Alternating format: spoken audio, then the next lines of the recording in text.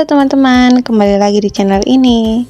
Pada kesempatan kali ini, saya dan teman-teman saya akan menjelaskan mengenai mekanisme coping stres, resiliensi psikologis kelompok, serta intervensi psikologis secara kelompok pada bencana non-alam dan sosial.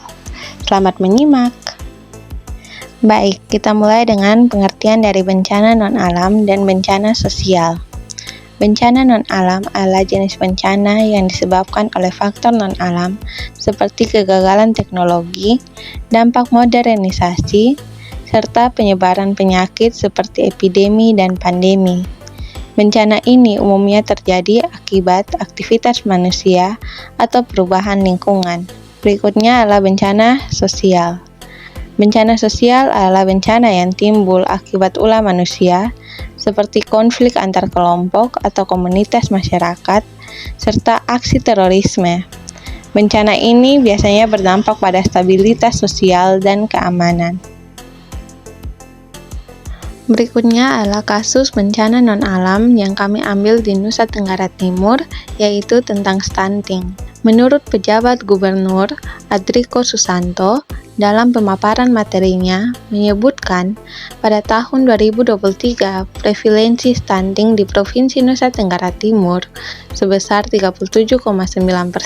Stunting menjadi bencana kemanusiaan non-alam karena berpengaruh terhadap perkembangan kognitif anak, menurunkan prestasi kerja, menghambat pertumbuhan ekonomi, hingga berdampak pada peningkatan kemiskinan di suatu negara. Stunting adalah dampak dari kemiskinan ekstrim, sehingga ini harus kita kerjakan bersama untuk mewujudkan pilar pembangunan Indonesia tahun 2045. Di tahun tersebut, Indonesia akan menyongsong bonus demografi, karenanya hal ini harus disertai dengan status gizi yang lebih baik. Yang berikut, cara mengatasi stres pada korban stunting. Nah, mengelola stres pada korban stunting ini, terutama pada anak-anak dan remaja itu sangat penting. Tujuannya untuk membantu mereka menghadapi berbagai tantangan akibat kondisi ini. Stunting ini tidak hanya berdampak pada pertumbuhan fisik, tetapi juga sangat berpengaruh terhadap kesehatan mental dan emosional anak. Ada beberapa strategi yang dapat kita lakukan untuk mengatasi stres pada korban stunting. Yang pertama, dukungan sosial, di mana peran keluarga sangat penting, terkhususnya orang tua, berperan besar dalam memberikan dukungan emosional kepada anak-anak. Perhatian dan kasih sayang dari keluarga dapat membuat anak merasa dihargai dan lebih aman, sehingga membantu mereka mengurangi stres mereka. Yang kedua, peran dari komunitas, di mana komunitas mendukung mereka, memberikan ruang bagi anak-anak dan remaja untuk bertemu dengan teman sebaya mereka dan memahami situasi mereka, membantu mereka merasa tidak sendirian. Strategi yang kedua ini yaitu strategi mengelola emosi, yaitu positive reappraisal, di mana melihat situasi stunting dari sudut pandang positif. Misalnya, dengan belajar dari pengalaman dan mencari cara untuk memperbaiki kesehatan.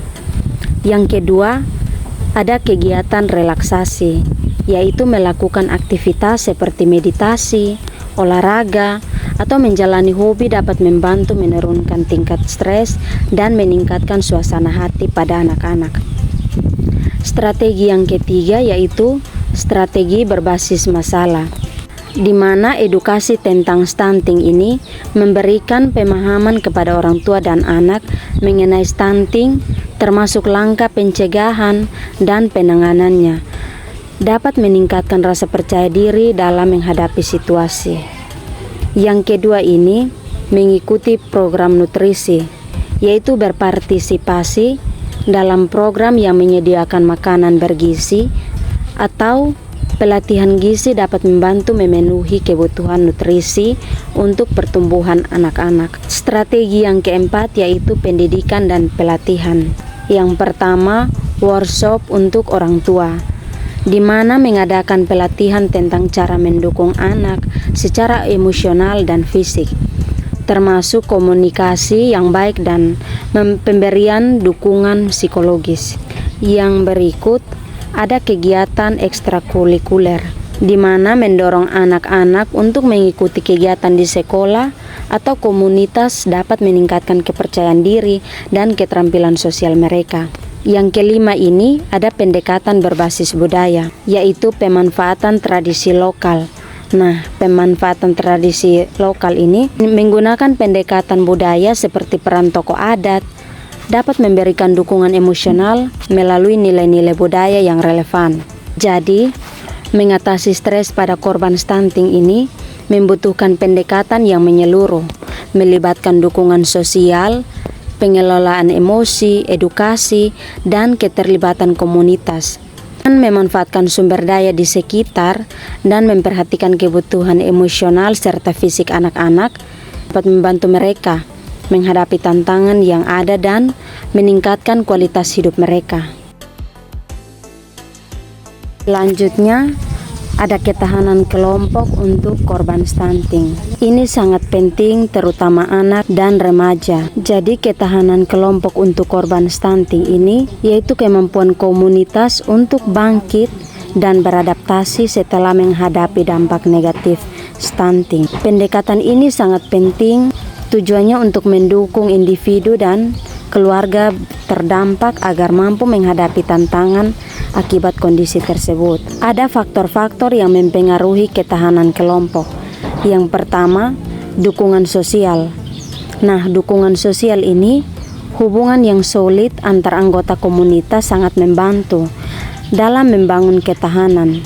Dukungan dari keluarga, teman, dan lingkungan sekitar memberikan kekuatan emosional yang dibutuhkan untuk menghadapi kesulitan. Yang kedua ini, kepemimpinan yang baik, di mana pemimpin yang mampu memfasilitasi dialog dan mediasi di komunitas dapat menciptakan lingkungan yang mendukung pemulihan dan penguatan ketahanan kelompok. Yang ketiga, ada pengalaman bersama, yaitu komunitas yang sudah pernah menghadapi berbagai tantangan cenderung lebih siap menghadapi masalah baru. Pengalaman tersebut sangat membantu mereka untuk mengembangkan kemampuan beradaptasi dan strategi coping yang efektif. Yang keempat ini ada partisipasi dalam aktivitas kolektif, yaitu keterlibatan dalam kegiatan sosial atau keagamaan. Itu dapat mempererat hubungan antar anggota komunitas, menciptakan solidaritas, dan memberikan dukungan bersama. Yang berikut, strategi membentuk ketahanan kelompok. Yang pertama, edukasi dan pelatihan.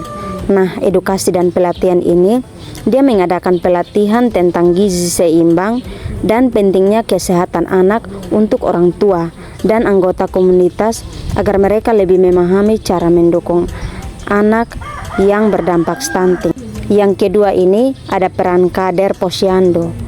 Kader posyandu ini dapat membantu orang tua meningkatkan ketahanan melalui penguatan keyakinan, organisasi yang mendukung serta komunikasi yang efektif. Mereka juga memberikan harapan positif untuk masa depan dan dukungan emosional pada anak dan remaja.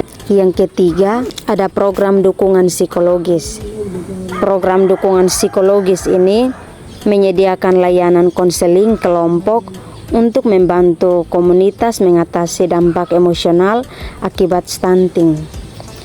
Sesi berbagi pengalaman dapat menjadi cara yang efektif untuk memperkuat ketahanan.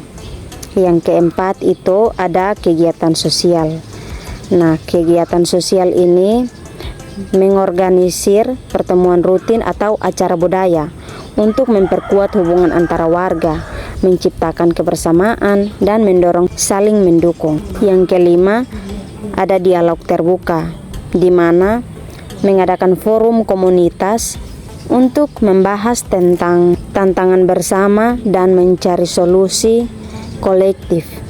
Dialog ini sangat penting untuk membangun kepercayaan dan pemahaman bersama. Jadi ketahanan kelompok untuk korban stunting ini merupakan proses yang melibatkan berbagai aspek internal dan eksternal. Dengan dukungan sosial yang solid, kepemimpinan yang baik, pengalaman kolektif, dan partisipasi aktif dalam kegiatan komunitas, kelompok dapat mengembangkan ketahanan untuk menghadapi tantangan di masa depan. Pendekatan holistik ini tidak hanya membantu individu pulih dari dampak stunting, tapi juga memperkuat jaringan sosial, mendukung pertumbuhan dan perkembangan anak secara optimal. Intervensi psikologi kelompok pada stunting. Di sini intervensi psikologi kelompok untuk korban stunting fokus pada pengembangan dukungan sosial, peringatan pengetahuan, dan penguatan mental bagi orang tua dan anak-anak yang mengalami stunting. Pendekatan ini bertujuan untuk meningkatkan ketahanan dan mengurangi stres yang dialami individu dalam kelompok tersebut. Di mana yang pertama, peran kader posyandu. Kader posyandu memiliki peran penting dalam kelompok intervensi psikologi.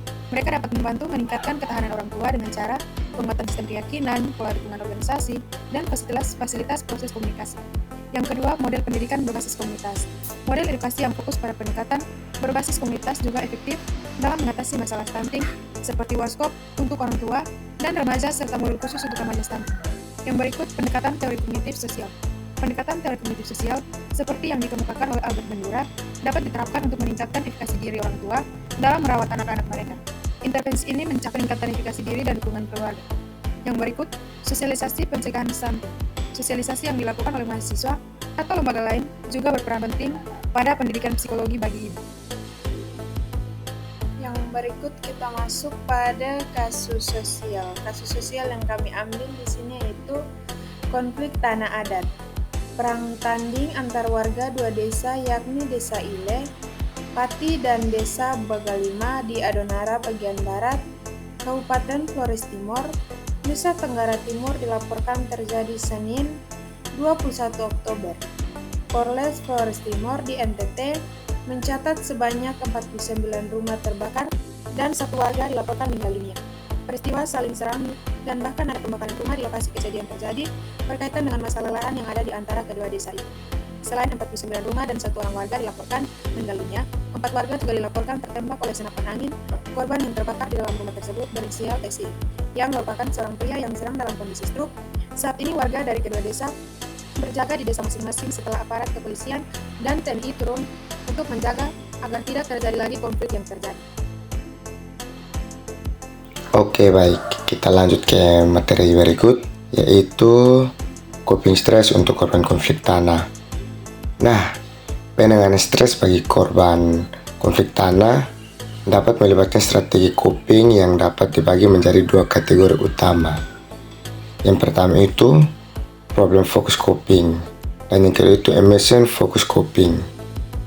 Nah, dari kedua pendekatan ini dapat membantu individu atau kelompok untuk mengatasi tekanan psikologis yang muncul akibat konflik tersebut. Baik, kita langsung saja. Yang pertama itu problem focus coping. Nah, pendekatan yang berorientasi pada penyelesaian masalah. Ini dapat melibatkan langkah-langkah aktif untuk mengidentifikasi dan mengatasi sumber stres. Jadi beberapa strategi yang dapat kita gunakan dalam kategori ini adalah yang pertama itu perencanaan, yang kedua itu dukungan sosial, yang ketiga itu analisis masalah.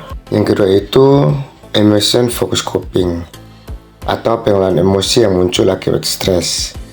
Jadi strategi ini seringkali melibatkan cara-cara untuk mengurangi dampak emosional dari situasi yang tidak dapat diubah. Nah, beberapa cara atau teknik yang dapat digunakan yaitu reprisal positif, dukungan emosional, dan juga aktivitas relaksasi. Yang berikut itu resiliensi kelompok untuk korban konflik. Nah, resiliensi kelompok bagi korban konflik perebutan tanah dapat mencakup kemampuan komunitas untuk pulih dan juga beradaptasi setelah mengalami trauma akibat konflik. Nah, untuk proses ini penting untuk mengembalikan stabilitas sosial, ekonomi, psikologis di dalam masyarakat yang terdampak. Adapun faktor-faktor yang mempengaruhi yaitu dukungan sosial dan juga kebersamaan, kepemimpinan efektif, pengalaman yang kolektif, dan juga keterlibatan dalam kegiatan bersama. Nah, strategi untuk membangun resiliensi sendiri itu Yang pertama adalah pendidikan dan juga pelatihan. Yang kedua itu program dukungan psikologis. Yang ketiga itu fasilitasi dialog. Dan yang keempat itu penguatan jaringan sosial. Nah, intervensi yang dipakai untuk korban konflik yaitu intervensi kelompok bagi korban konflik perebutan tanah, dapat bertujuan juga untuk membantu individu dan juga komunitas pulih dari trauma dan dapat membangun kembali kehidupan mereka. Nah, pendekatan ini melibatkan berbagai strategi yang dapat memperkuat resiliensi kelompok dan juga memfasilitasi penyelesaian konflik secara konstruktif. Nah, tujuan intervensi kelompok yaitu membangun dukungan sosial, menyediakan ruang dan dialog, dan juga dapat meningkatkan kapasitas penyelesaian konflik. Nah, strateginya apa? Yang pertama itu mediasi dan juga negosiasi, pelatihan dan keterampilan, kegiatan komunitas, dukungan psikologis, dan juga pemberdayaan. Dan contoh implementasinya itu yaitu program mediasi, pelatihan komunitas, dan juga kegiatan kebersamaan. Baik, sekian pemaparan materi dari kami. Kami atas nama kelompok Doni Eksporil Kevi, Eka Hermina Kosat, Elsa Angelina Benu, dan Veronica Netasi pamit undur diri.